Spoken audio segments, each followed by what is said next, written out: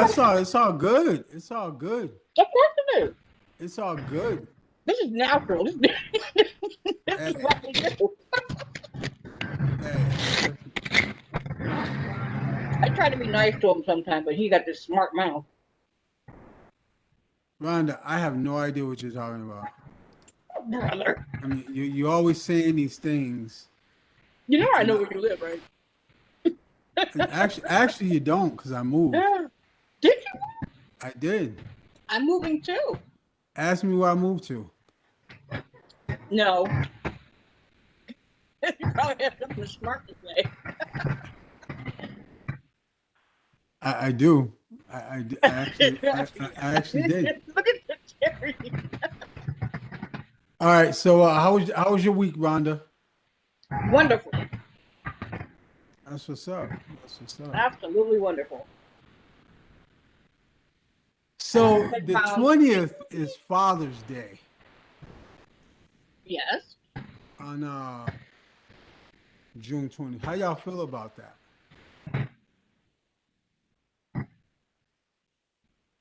Oh, I mean, my dad's gone. He's in heaven. Did you have a good relationship with your pops, Rhonda? I did after a while. I did. That's good. Yeah. And Terry, I believe last year we spoke about this. It's kind of weird, right? Like here we are again. Um, you had a good relationship with your pops, Terry? Yes, I did. I love my dad. I wish I could be closer to him. He's in Maxton, North Carolina. He is 82 years old. Ooh, go ahead, And pops. yeah, everywhere you saw him, you saw me. When you saw me, you saw him. We were inseparable. I am a daddy's girl to this day and never stop being daddy's girl. And even more so because I'm an only child. I don't have no brothers or sisters. I had a twin, but she did not make it. She And died how? in childbirth. Yeah. Oh wow, that would have So been awesome. It would have been yeah. awesome to see Terry and Tanya, side by side. Yep. I wish I had a sister or a brother. I really do. I My really my, do. con- my But condolences. yeah, My condolences. I You always know, wonder what it would be like to have a brother or sister. I know, But I right? have so many out here, so I got you. I You got got you. me, babe. Wait, Yeah. was you just gonna say One of that? many. One of many You got brothers Jerry. and sisters that I have. You got Jerry. Yes. Jerry, you on? Yeah, See, Jerry does that. yeah. Jerry calls in. I call his name. He doesn't respond till like a minute and a half later. Like, what is that? That's like some delay you got there, Jerry. Because a lot of times I realize that I've been muted and I have to unmute myself. You wasn't even muted this time. I didn't say this time, I said sometime. I'm talking about this time, bro. So I was trying to get on earlier, but I was not able to get in. You know why, right? Jerry, I'm gonna tell you. No. I'm gonna tell you why, Jerry. And Rhonda, make Yes. sure you're on mute because I don't need to hear you laughing, all right? All Mhm. right. So this is why, Jerry. So I went to go get my second shot, my vaccination, right? And it made me late. There you Why? have What it, were bro. you experiencing? Uh Lateness. Uh and I logged on. Apparently, I logged on to the wrong meeting. So while I was here, nobody was in the other place. And then no one said, well, it's not started yet. And I'm like, what? What were you talking about? And sure enough, I went to the media information and I clicked on, I don't know. I mean, everybody's here now, so I, it didn't make sense because I clicked on Poetic Recovery.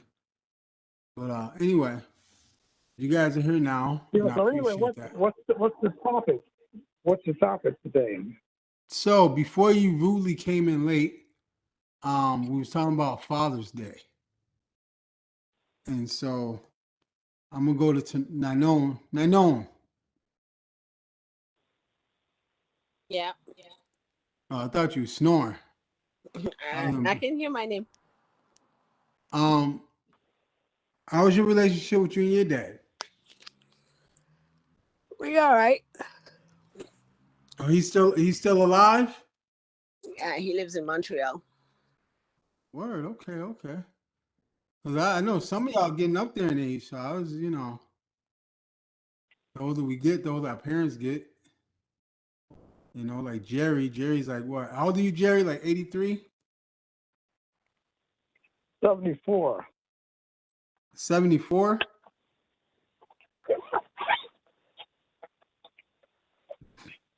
Yeah. What's that got to do with Father's Day? Well, how's your relationship with your dad, Jerry? Or how was it? It was okay. It was all right. It was all right. It wasn't really like a close relationship, but we didn't have any there's no like drama or issues like that. So Probably in the last maybe in the last 10 years, 5 or 10 years of his life, we became more close. I mean, I started like, coming to him and, confiding in him, seeking advice and, the kind of stuff that typically people would do, at least that's the Hollywood version of, a good father-son relationship, but I would say it was probably kind of distant, but wait, so it wasn't.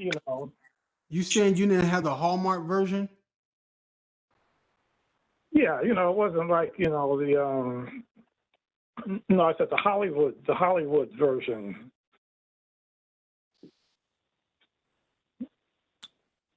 The storybook, stuff. So you guys didn't go out and play baseball and throw the ball around. No. Yo, my dad, I don't know, man.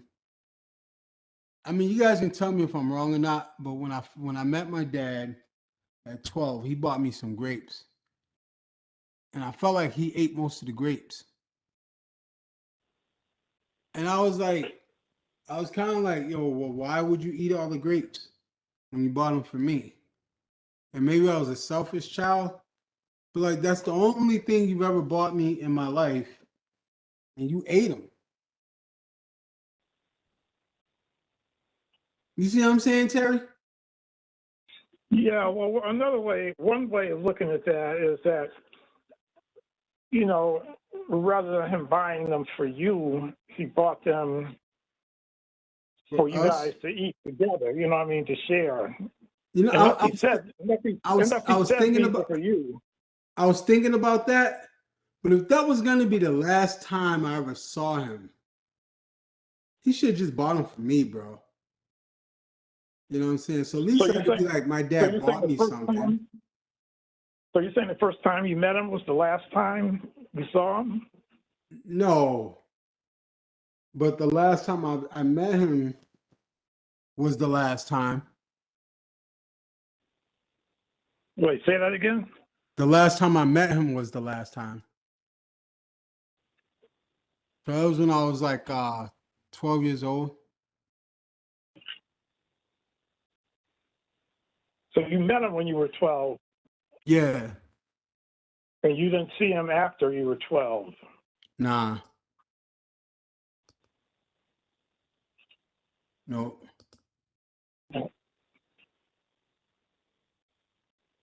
And I don't know. I don't even know what to say, bro.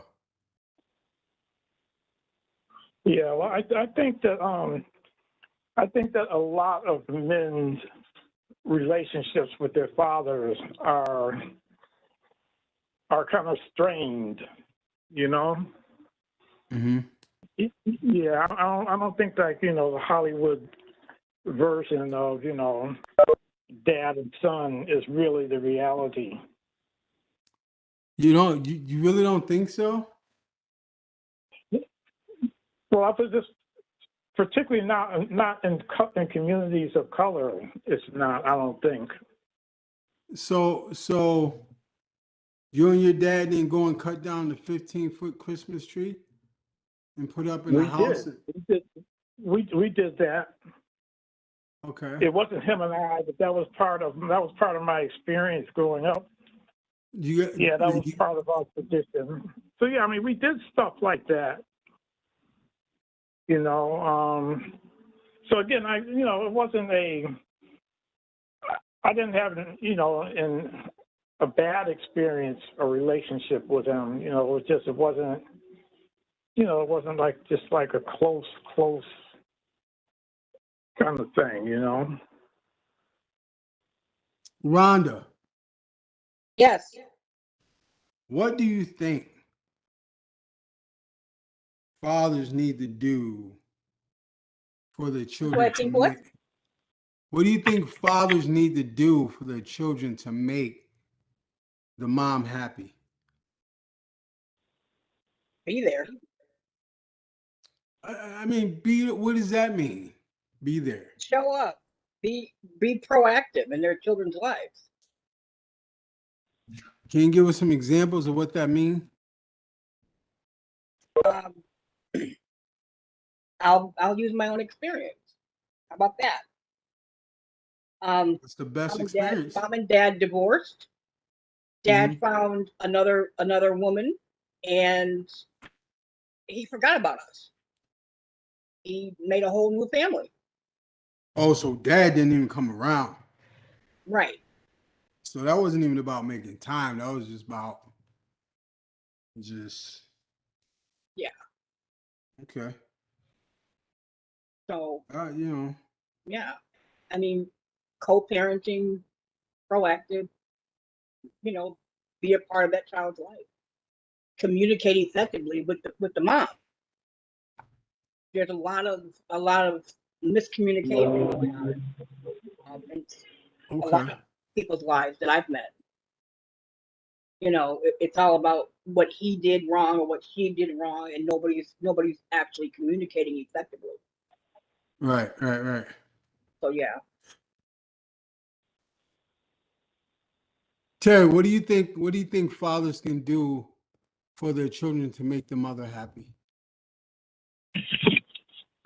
Well, Well, for one, like she said, just be present, get involved. I mean, um, I remember, and I'll say this, and I really don't like to talk about it because of what I dealt with. But my sons, I have 3 children. One of my sons was involved in track and field and football. He was probably one of the fastest running backs you ever want to see in football. And my youngest son became a musician. He was playing for Tech Band. Okay. Their father got involved in the beginning and then dropped them like a bad habit. When they would ask to be a part, he found something else more important to do. Wow. And they literally got pushed back and pushed away. And it's a wonder that they're still in their right mind today. Right. Okay. So, but I'm going back to the question. The fathers need to be present. Okay. They need to be active in their child's life, active in their activities. You need to show that you care. Right. not just in word only, but you need to do something. You need to contribute. You need to show something. Right. Become important. See, you don't want especially your sons, you don't want your sons to look anywhere else, nowhere else. No other man on the outside should have their attention except for that father. No other Right. man should have their attention. The father should be it. He should be the go-to. He should be the go-between. He should be everything to those young sons. And for the mother, be there, be her support, be her lover, be her guide, be her teacher. You're the head, for crying out loud. You're the head. You're supposed to lead. Where's your brain at when you can't do that and you can't provide not even basic necessities for your own family? And that's a sacrilege that you cannot provide, but you want a family and you want free room and board. I'm sorry, I'm going all over the place. No, you good. You good. Speak. Somebody Free need to hear room this. and board. You want everything to be paid. You don't want to lift a finger. You want everything to be paid. You don't want to have to be the one to buy the food. You want it cooked. Everything for free. She go out, she work, she come in, she to her second job, and you lay there. That's a hard thing. I Right. can't even get over into that because I got a whole mess load of stories to tell about that. And I refuse. I can't. But yeah, just be a father. Be real to the one that you decide to give your heart to. Be real. Love her beyond anything else that you have ever loved another. Love that woman. Love that wife. Take care of her. She shouldn't have to look to nobody else for anything. She need to look to you as her man. And with that, I'm gonna play this right here. Back in the day, used to be a group called LOG and the Bulldogs. And this right here, be a father to your child.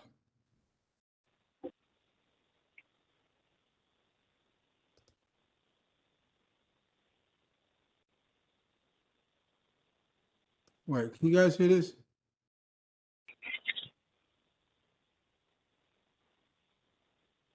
No.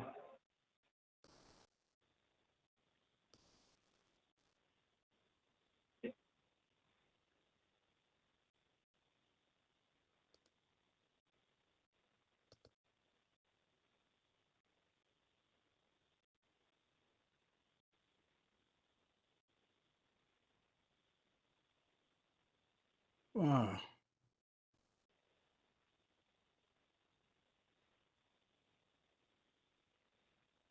While you're queuing that up, do you guys remember the classic Temptation song?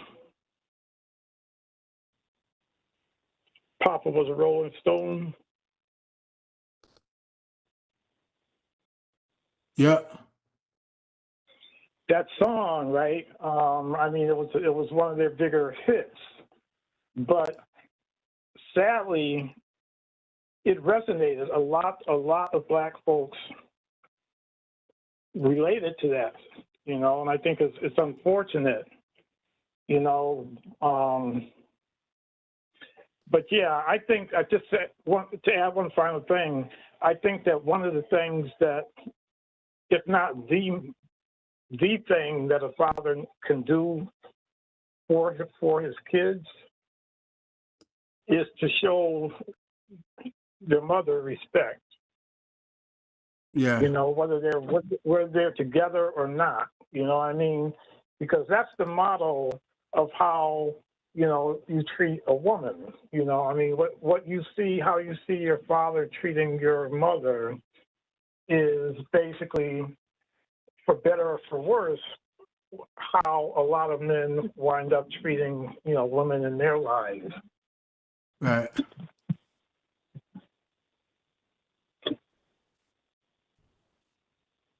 Well, I wanted to play the track "Be a Father to Your Child" from LOG and the Bulldogs, and for some reason it's not working, so it sucks. What are the lyrics? Can you share the lyrics with us? Hold on, I can do that. You ever realize when something don't work? Like Jerry always finds another way to do something. We have to, man. We have to do that. I'll be like, well, the house is burning down. I can't do the show right now. And Jerry be like, well, can you go sit outside of McDonald's and get on the Wi-Fi and maybe broadcast from outside of McDonald's? I'm like, yo, Jerry, my house is burning down, bro. I gotta wait for the fire to get out first. You know what I'm saying? Can you save the laptop so you could broadcast next Friday? Jerry, house is burning. I'm not a fireman. You know what I'm saying? I'm gonna have to wait till I get my insurance to come in, you know. And you got us hooked. You got us hooked on Poetic Recovery, man. Yeah, I'm glad. We got to have it. I'm We're glad. hooked I'm on glad it's not Poetic a. Recovery. I'm glad it's not a drug, bro. You know what I'm saying? You know, It's a habit. got to have it. Hey, Sean, how you doing, man? Mr. Bailey, what's up? I'm good, brother. How's Ch- everybody Ch- else doing? I can't complain. That's what's up. Hey, it's Father's Day, man. It's that time of year again, man, and checking in on people's relationships with their pops. And it's good to do every year because no matter how many times we do it, we'll always have different memories of our parent. Well, not me. My dad sucked. You know what I'm saying? That's the memory I have of my dad. But, you know, you know, I'm thinking those who've had long relationships with their parents, deep relationships, will always have something else to share. And so just because I didn't have a great relationship with my dad, you know what I'm saying, don't mean that, you know, I shouldn't give other people a chance to share the goodness that they had. So I like to live vicariously through you all who had good relationships and be like, wow, wouldn't that be nice? You know what I mean? And so, hey, Sean, how was your relationship between you and your dad?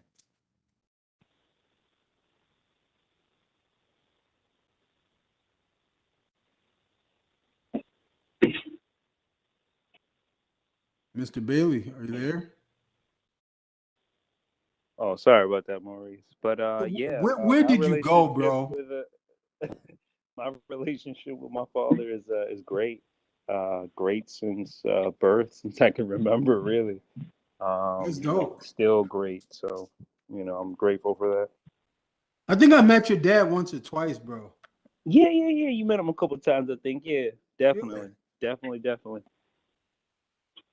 Maybe at the And YMCA, maybe I think, or yeah, well, yeah, and then maybe like around the community once maybe. yo, you and your family, man, coming to the Y, man, used to be one of the greatest things that I'd encounter, and especially when you and your brother, they're the twins playing basketball. That's pretty awesome. So share a good moment that you remember about you and your dad that you take with you every day.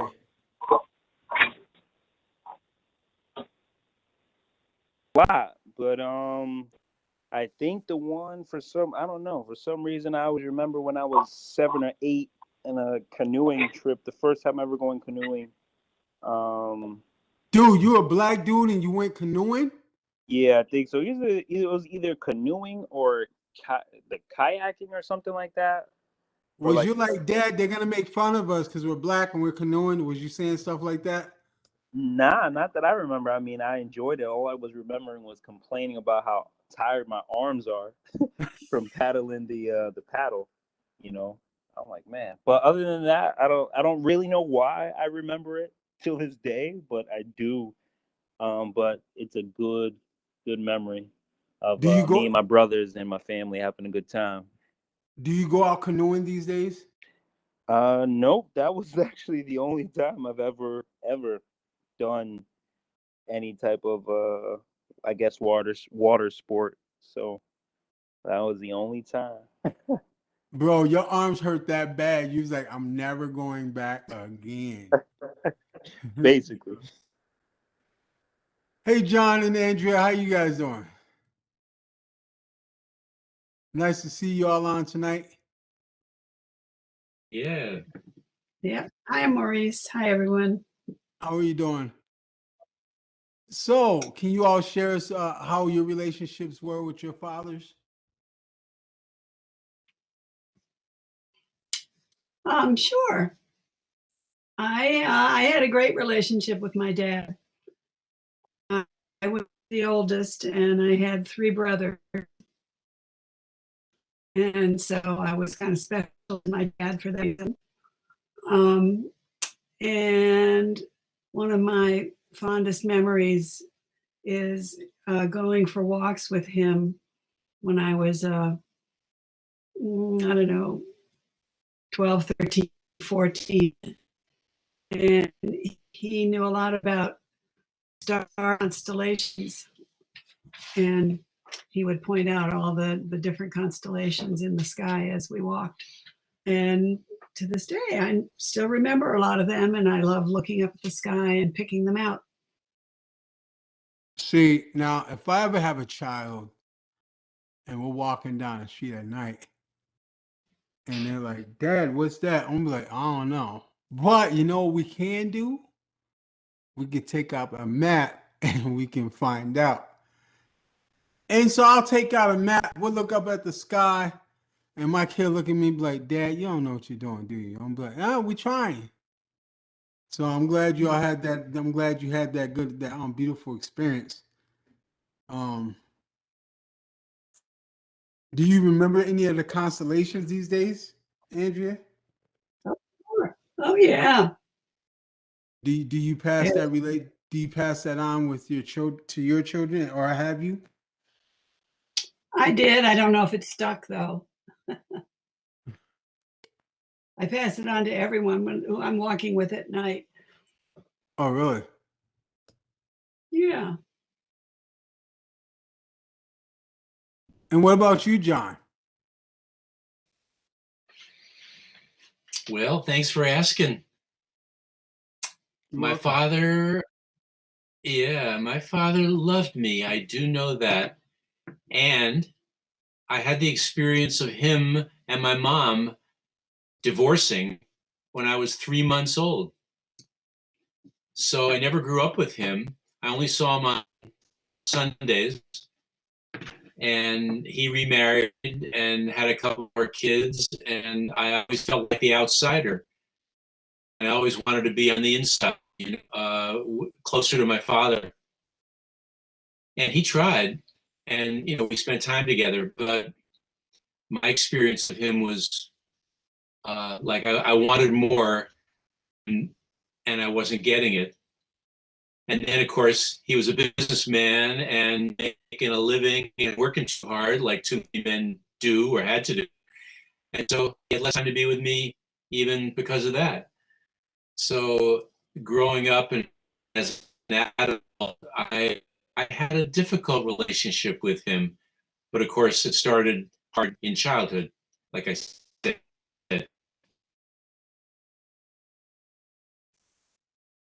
So I'm gonna give everybody a minute.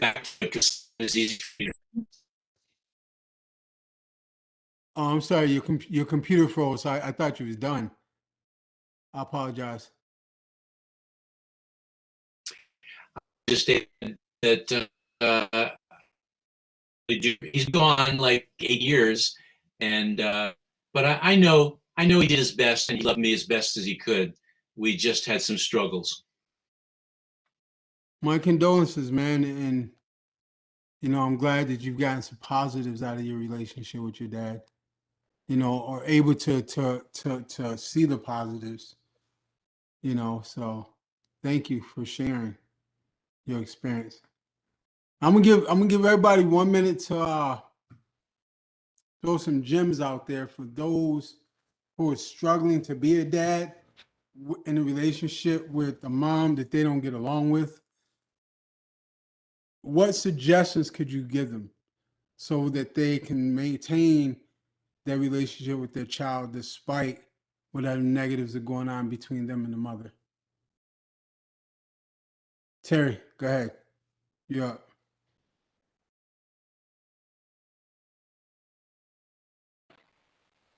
I would say to not make it personal. Things happen, you know, irreconcilable differences, that type of stuff. But do your level best not to bring your children into the middle of that relationship. Try not and make them choose a side. That's the worst thing you could possibly do. Um, always remain neutral. Always love the mother, and vice versa. Mother love him. We make choices.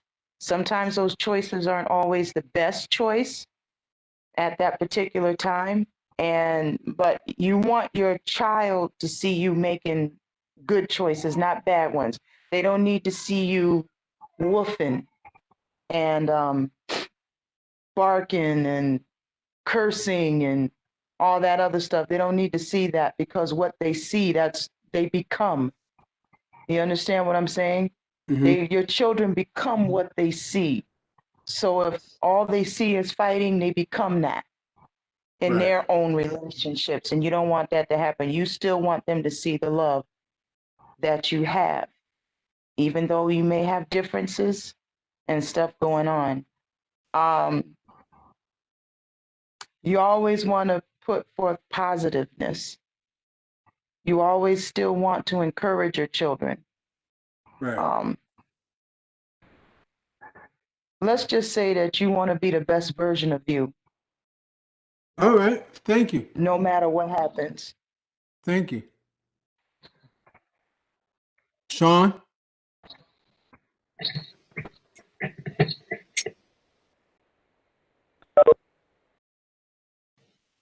We got audio problems. None on?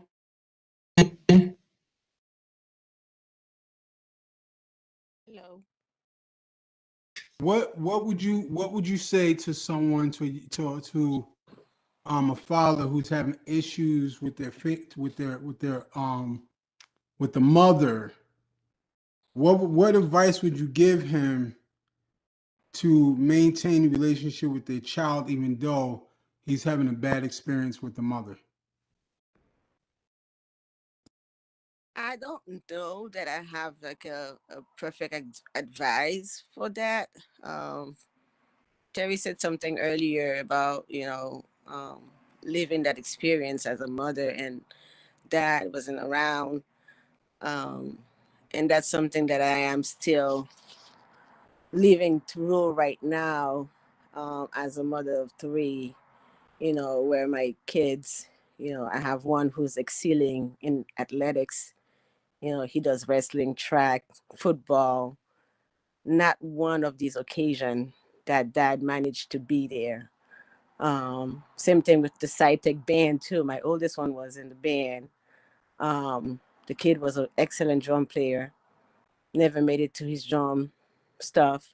And and I watch these kids, they try to put a good front about things, and they are hurting. They are hurting, and then you feel for them as a mother. And I don't know how to advise somebody on how to get a heart, because at the end of the day, it's the root of all evil. They say it's money, but I think it's wickedness. It's selfishness. You have to acknowledge that you put three souls into this earth that you are responsible for. No matter what a woman does or not, it's your responsibility as a man to step up and live that life and be there for your kids. And that's not something that somebody can teach you. It's a voluntary thing. Nobody can force somebody to be a dad, not even the justice system, because we do have, um, visitation schedule. Um, we do have all of that stuff set up by the court, but the man doesn't follow through. And I can't spend my life going to court and trying to get a man to be there for his kids. That's not the best way for me to spend my time. So the man has to recognize his role and step into it and be the man that he's supposed to be the head, be the leader in the children's life. No matter what happened to the woman, no matter how bitter, the relationship ended, at the end of the day, you are responsible for these souls. And then your job is to make sure that you see them through life and be there for them. And they need that. So I don't know how to advise a person on how to get a heart, if that makes sense. Well, I would tell him to go see the Wiz or the Wizard of Oz. Breathe. Hey, I had to, Terry. I had to. I I don't know if mean, that will help either. Jerry, what were you saying, Sean? No, I was just agreeing with her, the last woman that spoke, and also Naomi? Terry. Yes, I do believe it's very true. You can't give somebody that caring heart to really care for one another. For some reason, it's just, I don't know. Some people are some people are just like that. But I do agree with her. But I guess the one maybe advice I would give, just like Terry explained earlier, was you know, don't have that resentment kind of just there, and because that resentment is going to be there from whenever the father left as a kid, preteen, teenager, adult, and that could really ruin your life, if you let it, you know and all this childhood trauma really does bring harm, you know lifelong harm, if you don't really take care of it. No, I definitely agree. I definitely agree. Thank you. Jerry. Yeah, Hey, sir, how you doing? You been tuning in? I have. Or you been I taking have naps been. you've been taking naps in between the conversations. No, I'm on. I'm on. I've been on. I'm Yeah, I guess one of the things I would say, and I don't really have a lot of experience, but I would say to hold on, I got to shut off my smoke alarm here. Man, dude got on the got on the Poetic Recovery and forgot about his food. Burning his No, it's food. not even no. It's not even no food, man. That's just my skillet I'm heating up. I was gonna Yeah, say we so talked it's not about even this no a couple. food then. I was gonna say we talked But about anyway, this about a month ago, Jerry, about you changing the batteries. oh well, they're good. They're good. I learned how to silence my smoke alarm, so I can All have a right. house full of smoke. But anyway, I would say that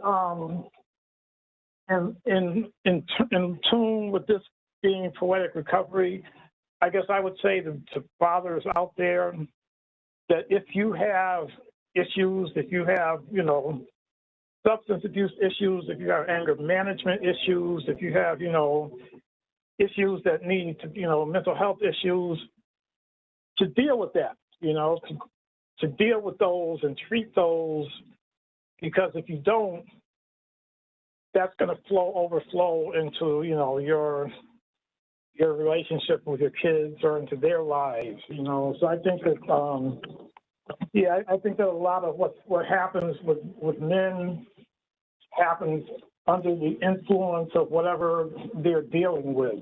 And so I would say, take care of yourself, address your issues, and your kids will see that you're doing that, and so I guess that's all I wanted to say.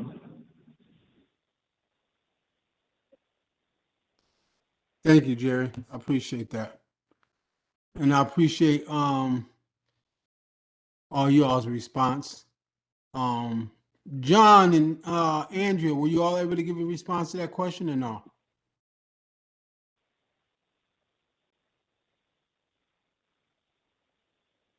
I mean, different than what I already said. Yeah. I must be a little tired. I can't remember the question. So what would you say to what would you say to a father who's having problems with the mother so that they would maintain their relationship to their child? What would you say to them? Well, actually, my own experience, I talked about my dad when I was growing up and everything. Uh, to his credit and to my mom's, even though they got divorced when I was 3 months old, they lived in the same city, New York, and they stayed on pretty good terms. They kind of respected each other, and so they didn't, you know, she was glad for me to spend time with him. They got along pretty well, and I'm grateful for that. So yeah, everything everybody else has said. If you got to get divorced, try to make it amicable, or if you got to split up, try not to have it come down on the kids between. Yeah, respect each other even if you might not choose to live together anymore because you got the kids in common. Thank you, John. And what about you, Andrea? What would you say? I would say the same thing, and I would put it this way, that a child, this is an oversimplification, but I'll say it anyway, a child gets half of their identity, their sense of self, from the role modeling of the father, and the role modeling, the other half, from the mother. And if the father badmouths the mother, it creates a terrible loyalty conflict in the child. And it also makes the child feel very badly because the child loves his mother. And if the father is the way it comes to, the child interprets it as he's bad. So I would just second John and a lot of other folks who said that above all else, really find something good or neutral to say about the mother and protect the child from all of that anger and conflict. Thank you. I really appreciate that. Sure. I think if it was me, what would I say? I would encourage the father to focus on his relationship, excuse me, between him and the child, and to never give up building that relationship, even if the mom is making it almost incredibly impossible.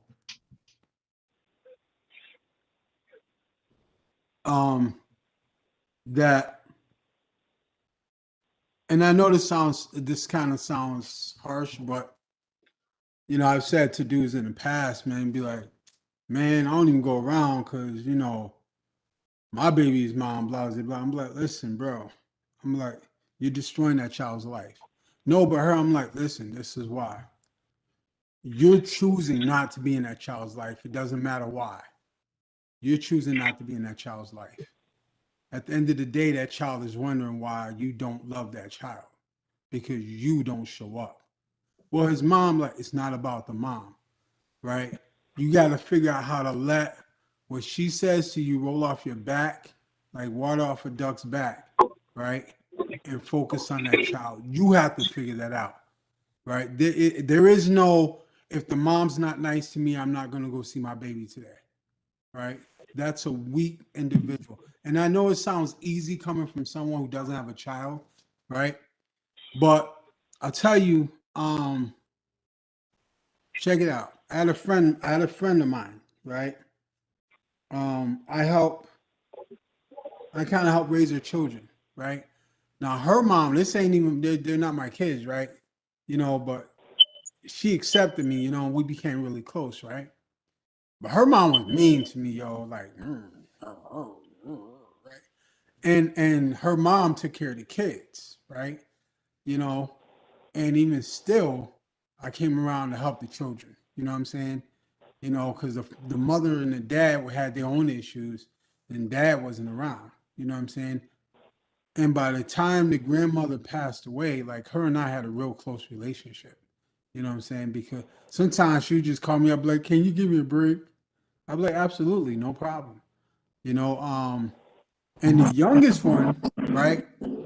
You know, I would go over her house and hang out, and I used to play with her youngest child, right? We used to get on the floor and just crawl around together. You know what I'm saying? And we just like, you know, I didn't really like grow up with my siblings, you know what I'm saying? And so, you know, I got to experience that you know, with him, you know what I'm saying? And so I helped them grow up, you know, as they went through school. Like, nah, man, you got to focus on this. You got to do that. Like, what are you doing in school? All right, this is what I'm doing. Like, you know, how are your subjects doing? Well, this and that. Da, da, da. Like, are you seeing the tutor? Right? Are you talking to your teacher at the class? Right? These is how, you know, students do it. Right? During the summertime, what are you studying? Well, can you guys hear me? Yeah. Well, we're not in school. That's all right. You know how the kids get the A's during the summer. They study. They get up. They get a jump on it. So when they in class, right?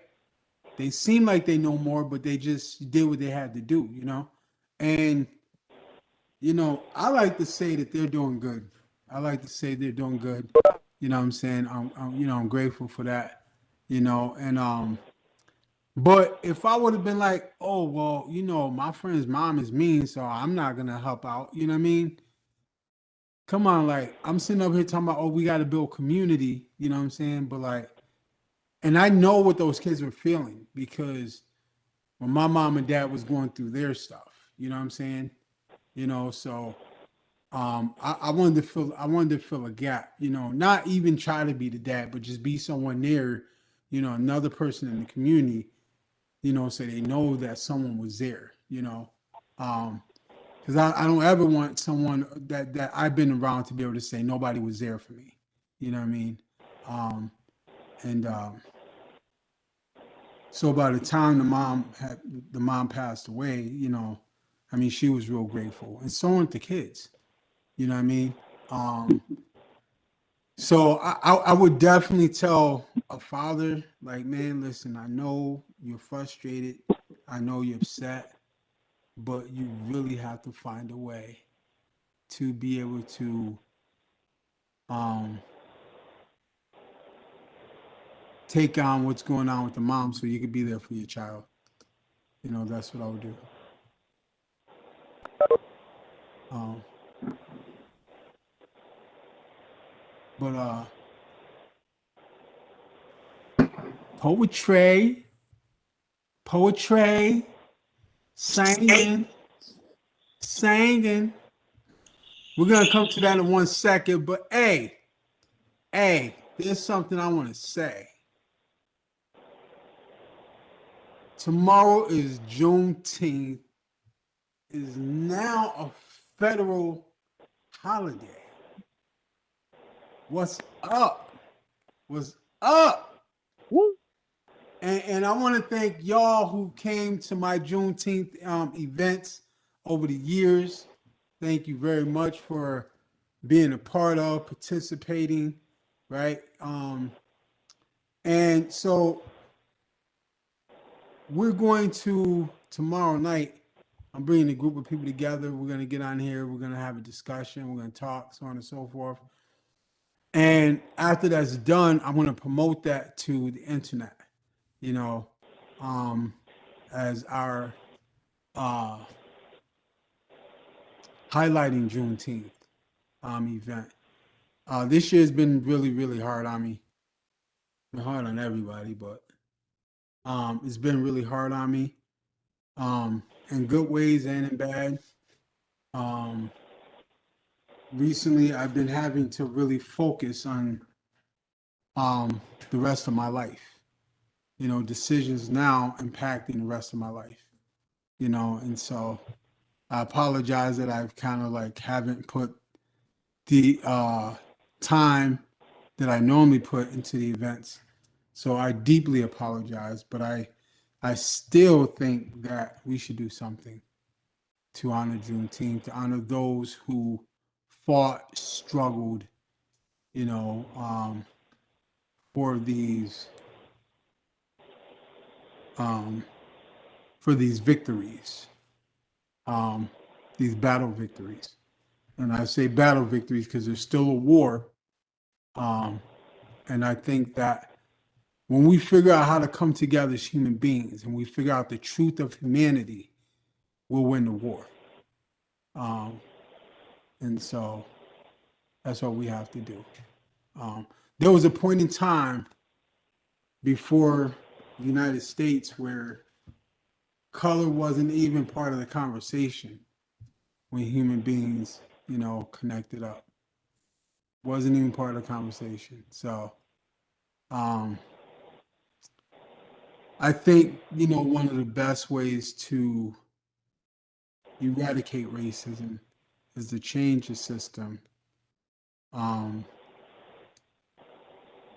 Part of me kind of understands why they still have it on applications and stuff today, right? To see where the resources are going.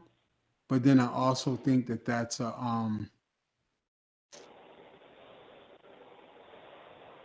I think that that's a bogus rationality because you can do it in ways where you can kind of figure out in what areas resources are going and where they're not, and even still, um, yeah, I think that there's got to be better ways to do it than asking people what color they are, or how they identify. Who cares what a person identifies at? You know what I'm saying? We all live in the same country, you know. But small victories, man, end up to be one great victory, so um Juneteenth. Does anybody know why we celebrate Juneteenth? Anybody? Yes. Don't be quiet now. If y'all know, say something. Say, I know. I know.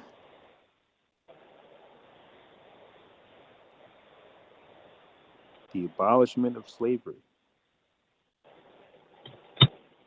That's partly true. That's partly true.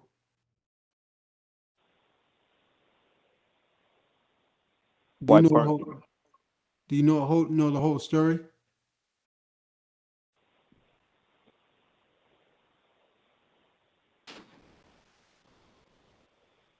I know I don't. And that's how come I'm not saying anything. I hear bits and pieces, but I would like to know. Knowledge is power. Amen to that.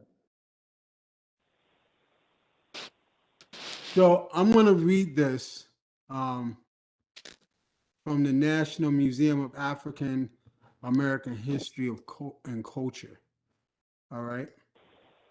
It's called The Historical Legacy of Juneteenth. Matter of fact, I'm gonna wait till tomorrow. Y'all want to know? Y'all come tomorrow. No, I'm gonna read it for y'all, but y'all gotta come up. Y'all gotta come tomorrow night. Now I'm reading this right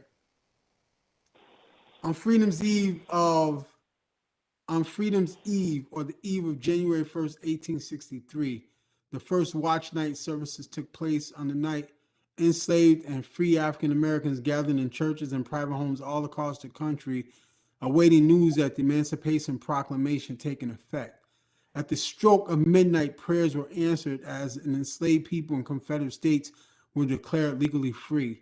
Union soldiers, many of whom were black, marched into plantation and across cities the South, reading small copies of the Emancipation Proclamation, spreading the news of freedom in Confederate states.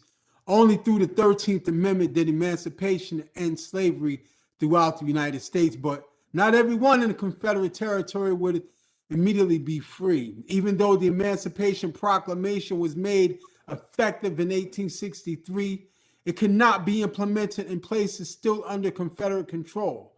As a result, in the westernmost Confederate state of Texas, enslaved people would not be free until much later. Freedom finally came on June 19th, 1865, when some 2,000 Union troops arrived in Galveston Bay, Texas. The Army announced that the more than 250,000 enslaved Black people in the state were free by executive decree. This day came to be known as Juneteenth by the newly freed people in Texas. And the rest will be read tomorrow night.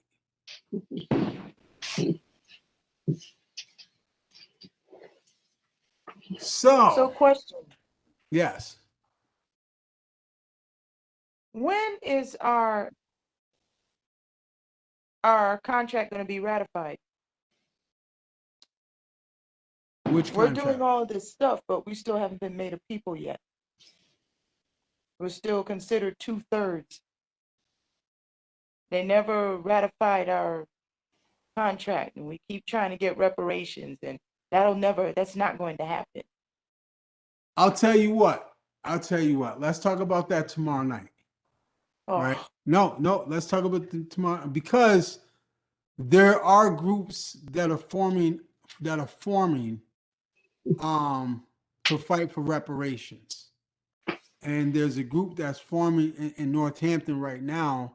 And actually Andrea and John as part of that group that's forming in Northampton. There's a group forming in Amherst, Massachusetts. And so we can do more in terms of making sure as many groups as we can become formulated throughout the United States. And that's really actually how things become, federal, right? They're done on a local level, right? They connect up nationally, right?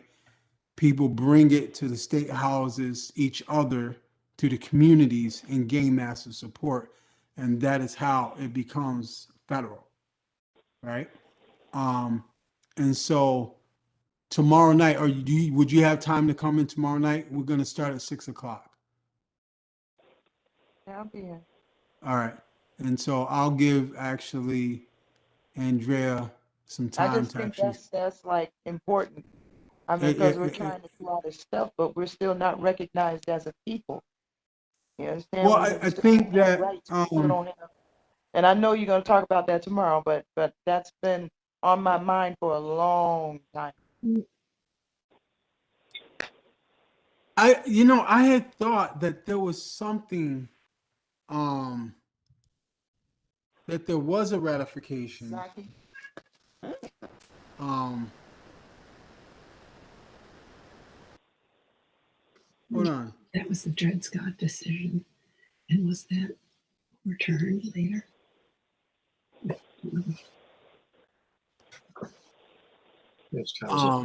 The slaves, wasn't it? Yeah. But that's when the 3/5 Oh, was instituted. But I think it was the 14th Amendment, the right that. Yeah, that's not. Go ahead, Andrea. You can speak up. Well, I was just Yes, it was the 14th Amendment. yeah. Be- It was the Dred Scott decision back in, forget when that was, but that was the decision that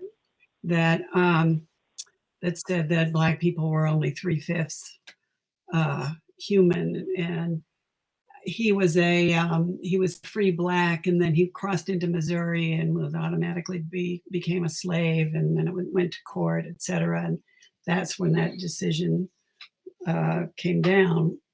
But then the 14th Amendment, when Black people were made full citizens, that reversed it, I guess, or nullified the Dred Scott decision. When was that? Do you know?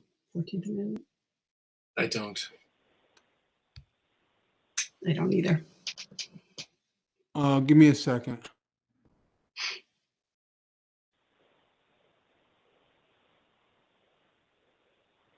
The 14th Amendment addresses aspects of citizenship and rights of citizens. The most commonly used and frequently litigated phrase in the amendment is equal protection under laws, which figures prominently in a wide variety of landmark cases, including Brown versus Board of Education, racial discrimination, Roe versus Wade, reproductive rights, Bush versus Gore, election counts, Reed versus Reed, gender discrimination, and University of California versus. Have a good night, Sean. Versus Backy, racial quotas in education. This is from the Cornell Law School, Legal Information Institute. law.cornell.edu/constitution/amendment 15XIV.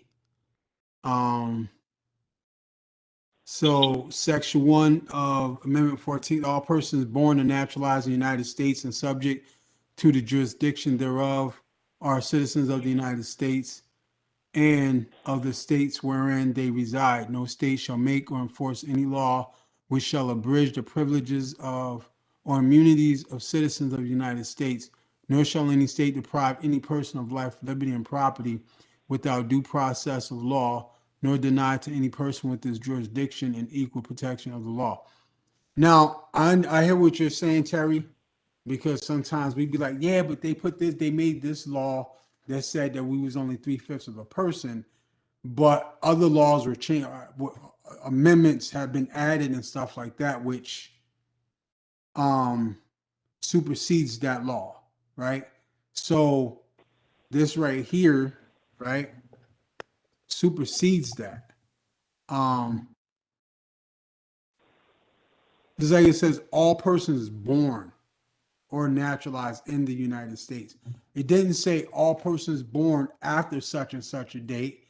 It says all persons born in the United States, which covers at any time that anyone was born in the United States, right? Or naturalized in the United States and subject to the jurisdiction thereof are citizens of the United States and the state within they reside. So that right there covers that. That right Okay. there erases all that. And Right. that's what people don't understand, sometimes. You know what I'm saying? But that right there did it.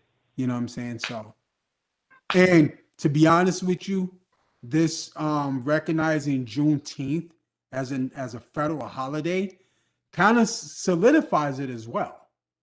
You know what I'm saying? So it acknowledges that on this day back in 1865, right, that there were still places in the United States where slavery existed, but this was the last place where slavery was eradicated. You know what I'm saying? Except other than in prison. And so right now we have to abolish slavery in prison because it's a practice which targets, black people, black and brown people, right? But if we eradicate slavery, right, they can't target anyone to put into their criminal justice system for the sake of private prisons or creating jobs, so on and so forth, right? So yeah, there's that. This has been a really good discussion, Maurice. Thank you for bringing it forward. And the witching hour is upon me. My eyelids are drooping. All right. Uh, I hope you have a good evening. my evening is done. I'm heading. Well, good night. Hope you rest well. And I just want to say, I'm going to bed too, but Terry, what you Good night. said, well, I really like to listen and understand more what you're getting at about it hasn't happened for our people. Anyway, I hope I have an opportunity, whether it's tomorrow night or another time, to really hear you out and learn what you're feeling and thinking. It's just a taste of it, but it was important for me, and I look forward to hearing more. You know what I want to do? And I've been wanting to do this, but I think maybe now it's time. I want to set up spaces where we have these conversations between black and white people, and they're really raw, right? And hard hitting conversations. And so, John, if you like to work with me to set that up, I'd like to do that. I'm in. All Well, right, cool. Thank you. Hey, Jerry, now Terry, would you like to be part of that? Sure. Well, I think that that is the only way that we're going to move forward. You know, I think that people have to come together. And so, yeah, I mean, that's essential. That's absolutely essential. You know, because we black folk are not going to carve out our own world in this country.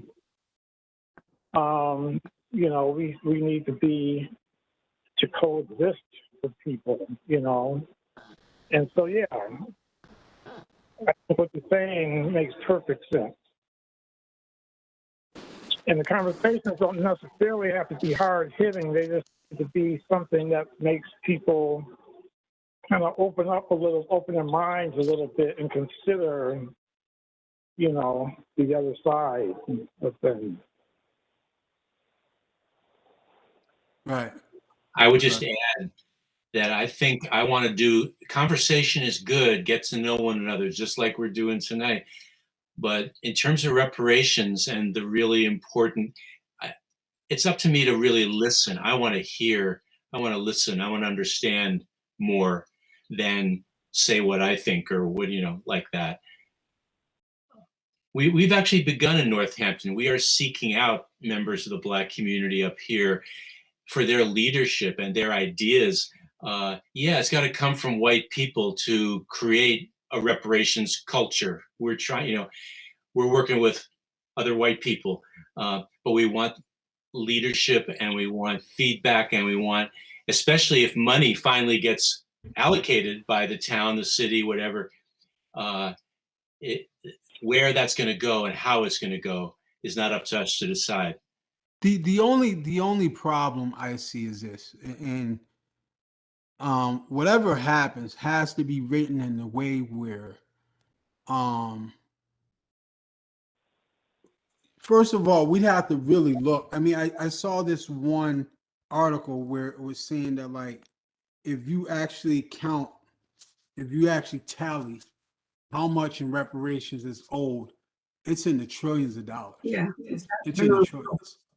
You know what I'm saying? And so nothing, you know, anything that's written should make it clear that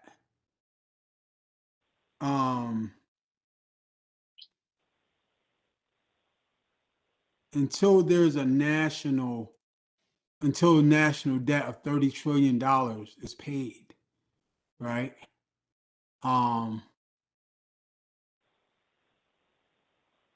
There cannot be a case for ending reparations. Because what happens is that if there isn't any language like that, is a town like Northampton, Amherst, Springfield, Holyoke can say, well, we paid $13,000, so we paid reparations. We're done. Yeah. Right? You know what I'm saying?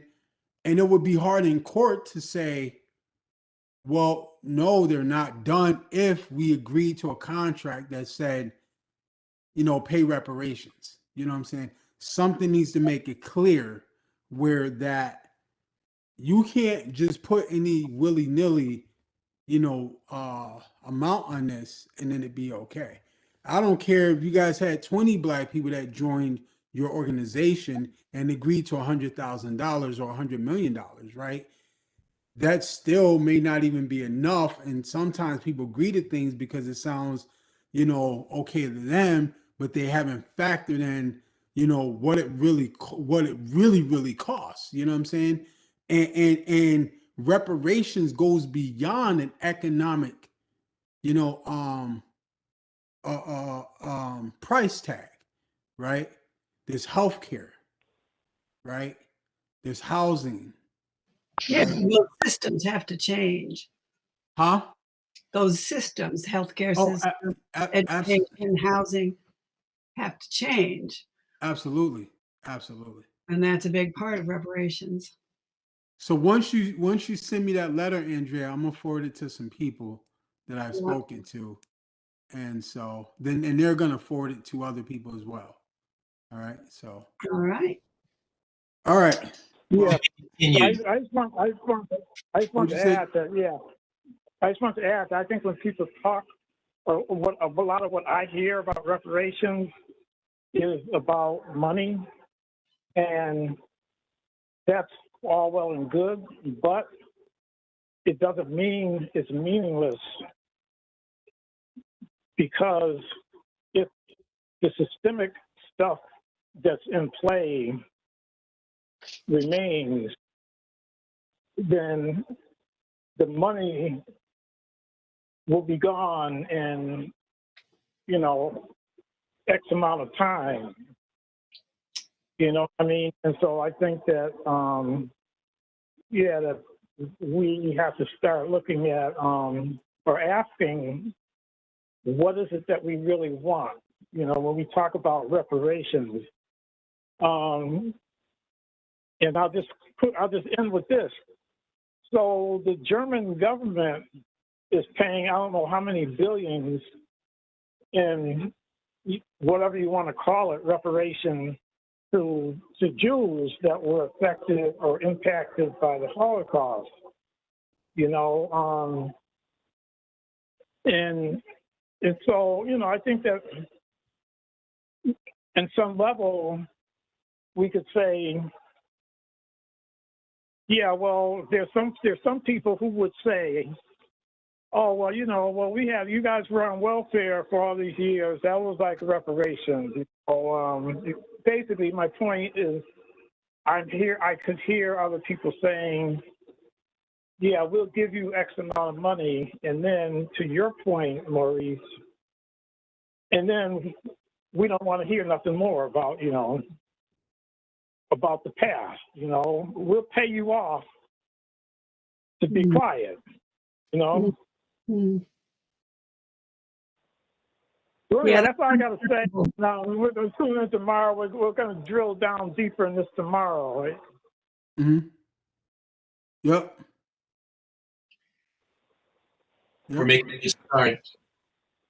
And their federal offices closed today in celebration of Juneteenth tomorrow. Oh, they were closed today? Yep. Okay, that's good. Yep. Some places schools are closed on Monday in celebration of it. Nice. All right. Good to be with you all tonight. Thank and you. To be continued. Likewise. Likewise. And thank you all. Thank you all for the work you guys are doing. Yo, let's keep doing it. Let's keep it on. Keep on keeping on. All right. Hey, Terry, do you know the Black National Anthem?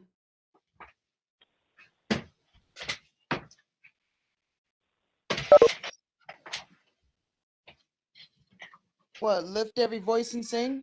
Yes. Oh, maybe you'll sing it for us tomorrow. I love your voice. I can have it for tomorrow. That's not a problem. All right, cool. But if you Yeah. ask me to do it now, I can only do the first part. That's the only part that, in many events, that's the only part that's really done is the first part. Lift every voice and sing. To earth and heaven ring.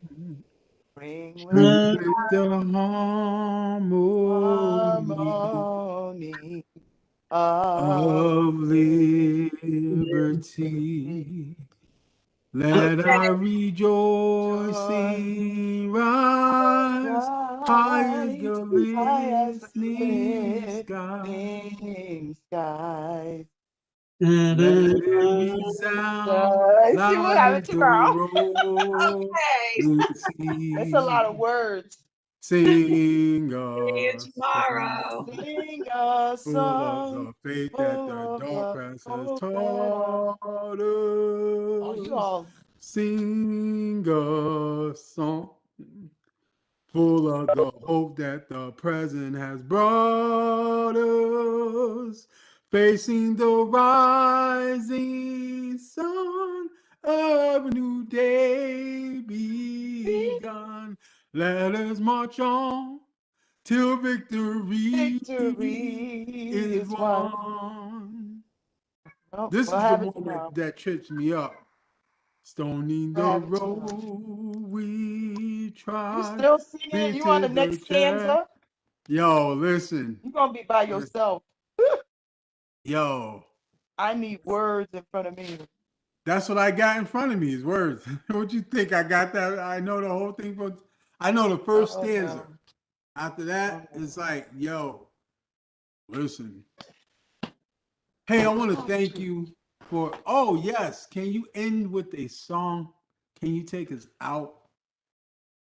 Can I take you out? Yes. Hmm. I mean, don't knock me out, but you know.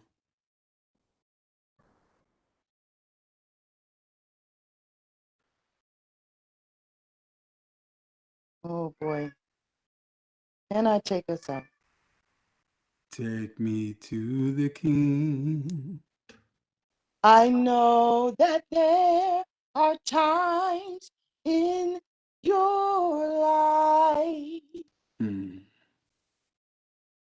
when the wheels just seem to turn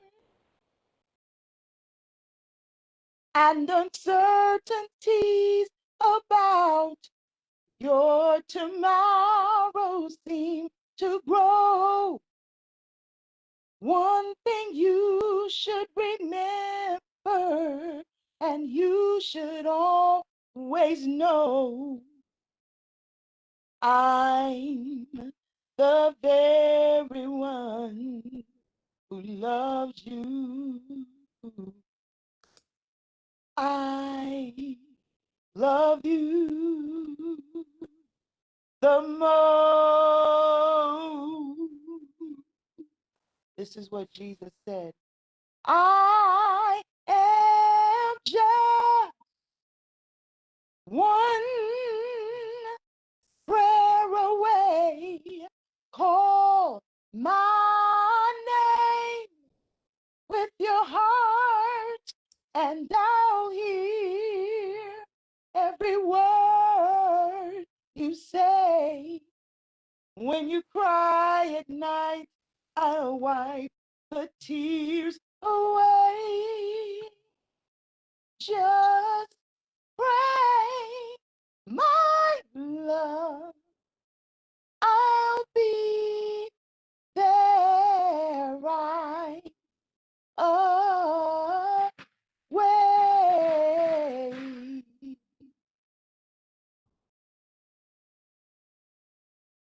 Thank you.